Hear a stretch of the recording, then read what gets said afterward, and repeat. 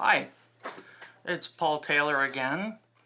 As I said, I broke this down into several parts, 3 parts. This is part 2, and I now want to talk about part 2 of raising a charter question or constitutional question before an administrative board or commission in Ontario. Again, you should always seek legal advice and understand that this is Ontario, and in your home province, you'll need to check to see if you can bring such a thing before the board or tribunal. But if you can't, you can always bring it before the court. So I now want to talk about Section 2 of the Charter and its implications to injured workers. As you can see, within Section 2, A says freedom of conscience and religion, B, freedom of thought, belief, opinion, and expression. That's important, including freedom of the press and other media. Freedom of peaceful assembly, and freedom of association. So these 3 points I emphasize, which is freedom of expression, peaceful assembly, and association, are really important, because injured workers oftentimes will be singled out by workers' compensation boards and sometimes their employers. And the employers will use this information in an appeal and saying, look, see, they can attend a rally or they can protest, so there's nothing wrong with them, they can work. Not necessarily true, because you can go and then you pop all kinds of pain pills and you're out of commission for 2 days. So at any rate, if this comes up in your issue, you raise the charter question or the constitutional question, and you argue this point that it infringes your charter rights. And I remember reviewing the case law at the tribunal in Ontario, and one adjudicator at the board had actually said they denied him benefits because he was involved in a protest. The tribunal responded and overturned the decision and said you can't do that because he does have a right to expression, peaceful assembly, and a right of association. So if you belong to an injured worker group, the board cannot hold that against you, or the tribunal. And if you find they have, you can bring a constitutional question, and you can even ask for separate, what they call as charter damages, and saying that you're not asking for benefits, you're asking for compensation for this infringement of your right. Another one is the democratic rights. I mean, they're extremely important in a free and democratic society, but as far as injured workers go, it's not so much relevant. The right to vote is, but the standing for election, anybody, by the way, can stand and run for election. You don't have to be a lawyer, paralegal, or even understand or know the law. You're a representative within your provincial legislature or parliament. I actually stood twice in the election, in the provincial election in Ontario, and I actually had quite a bit of fun. And what I also learned too is that as I was in the election, the media actually wanted to talk to me, and they wanted to talk to me specifically about who I was and my work injuries and the problems I experienced. So sometimes standing for election actually does advance your cause and overall the cause and the plight of injured workers.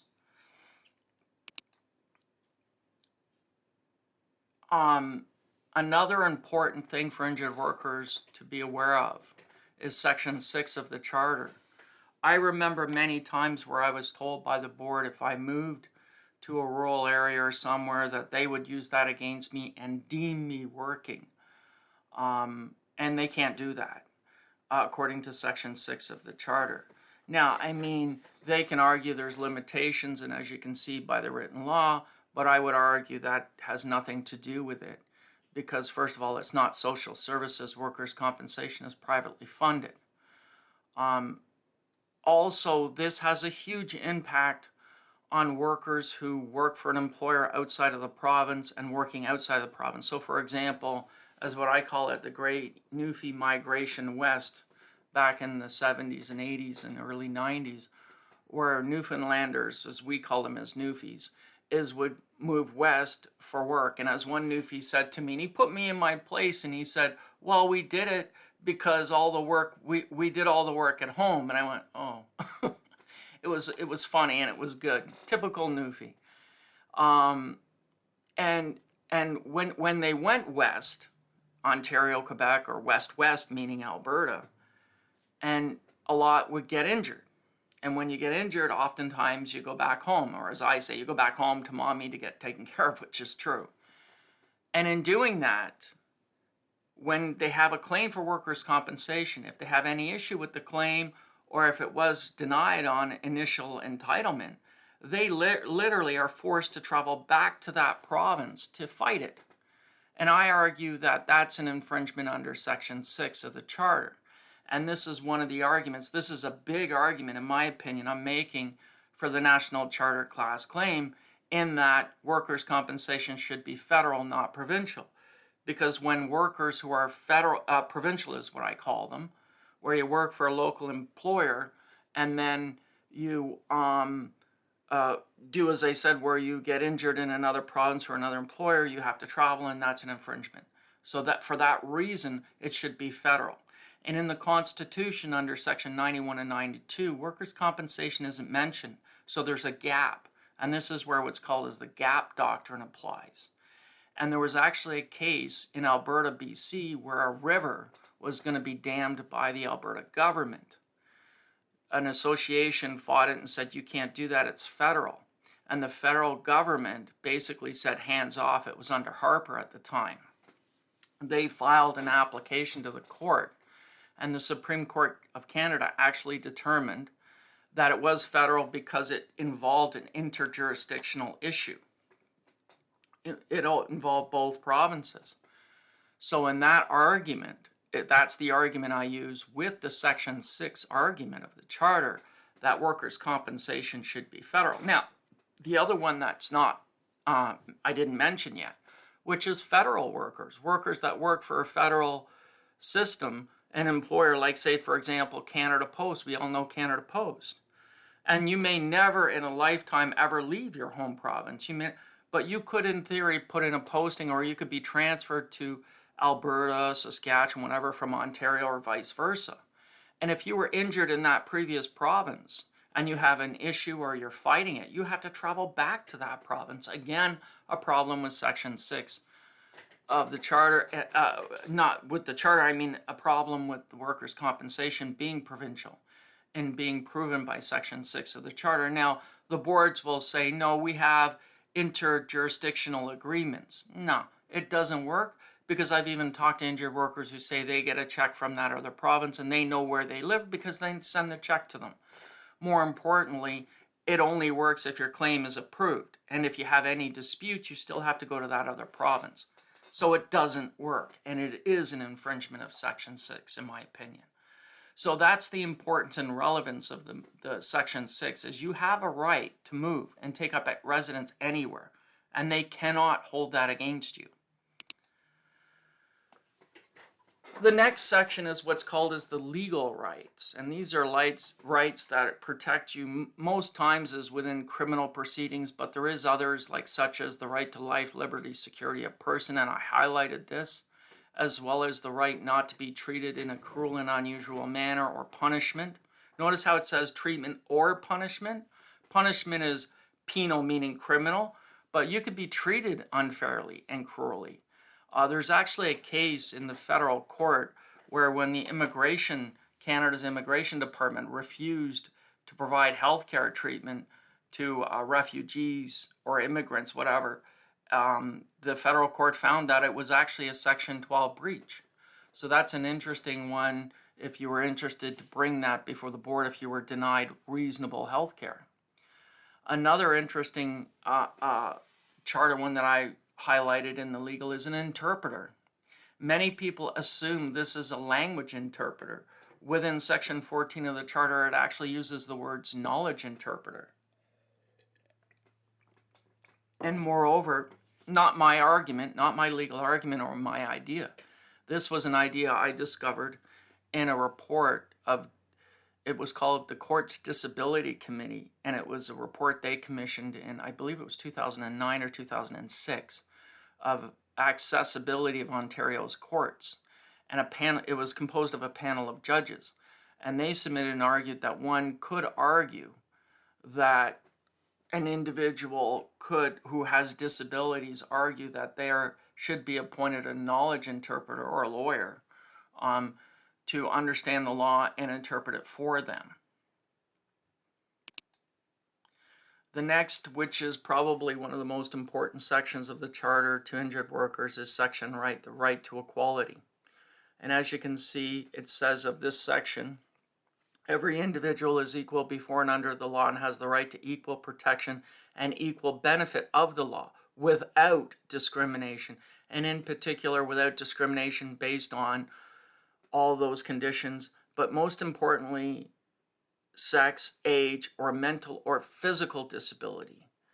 We know the physical disability is your work injury. Usually they're physical injuries, but there's also mental injuries as well and disabilities. I would argue, for example, if a person has a psychological injury, right now and throughout Canada, most boards, not all of them, recognize chronic pain. And as you heard me earlier talking about Nova Scotia v. Martin, that was chronic pain. The boards see chronic pain as a psychological condition, not as a physical one. Mind you, we feel it's a physical because it's the nerve endings telling our brain something's wrong. But you can't convince the board. It's like you would have a better time arguing with the wall and winning. So at any rate, in that argument, oftentimes the boards are taking this neo-fascist regime with dealing with pain and saying pain is an imaginary thing. It's in your head. It's not real. It doesn't matter. It does. It is a recognized disability. And it was recognized in Nova Scotia v. Martin. One problem I've noticed is, for example, in Ontario, the board actually tells doctors in the doctor's progress report form that they have 3 categories. The worker can return to regular work with no restrictions. The worker can return to work with restrictions. And then the third one usually is the worker can't return to work. In this one, they don't even say that the worker can't return to work. All they said in their form is, you can't say that the worker can't return to work because of pain. And I'm like, wait a minute, that's discrimination. And it is, and it's right on the form. I can't believe it. I tweeted it out and I mentioned it in social media. And I'll probably talk more about this issue with pain and the recognition or failure to recognize by Canada's boards and tribunals.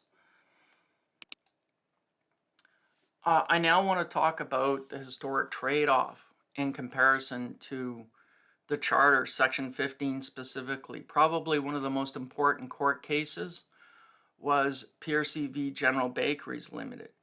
Ironically, in the initial case, the judge found that it was the historic trade-off, meaning, as I said earlier, being that injured worker gets a right to compensation. In return, they lose the right to sue their employer. And in this case, the judge actually found that that was an infringement under Section 15 for equality, and it wasn't justified under Section 1. The problem was in this case was it was something to do with a time factor, because if you look, it was heard in 1986. The Charter came into effect in 1982, and there was a 3-year limit on Section 15, delay. So that would put it about 1985.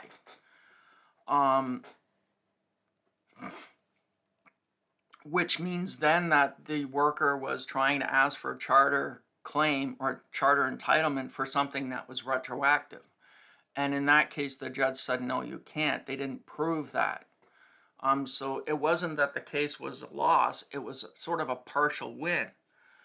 Unfortunately, the government of Newfoundland recognized this and went, hey, and they got scared. So they did what's called as a reference to the Court of Appeal. The provinces, if the provincial government has a problem they've come across and they realize, we want to get legal clarity on this issue, they can do what's called as a reference and refer it to the Court of Appeal. In the Parliament's case, they would do it to the Supreme Court of Canada. Now, in the case of the provincial reference, it can then be appealed to the Supreme Court of Canada with leave. Whenever you hear the term leave, it means permission to appeal. So at any rate, the Newfoundland government did it, and it says 1983, but I believe that date is incorrect. That might be a typo. So at any rate, they put it forward to the Court of Appeal, and not surprisingly, the Newfoundland Court of Appeal said there was no infringement with the historic trade-off and Section 15 of the Charter, and of course there was no issue with Section 1. This matter was then appealed to the Supreme Court of Canada, and guess what? Again, there was no issue with Section 15 of the Charter, and there was no issue with Section 1 as well. So I now want to end this part. This is part 2 and it's finished, and I wanted to break the sections down. They're not perfectly timed, unfortunately. This is about 15 minutes, and I apologize for that. I just want to try and make as many videos as I can, and of course they're going to be kind of broken down in this way. So I say there, don't forget to check out part 2. My apologies, that's a typo. It's actually, don't forget to check out part 3. So hopefully I'll see you in part 3. And thanks for watching.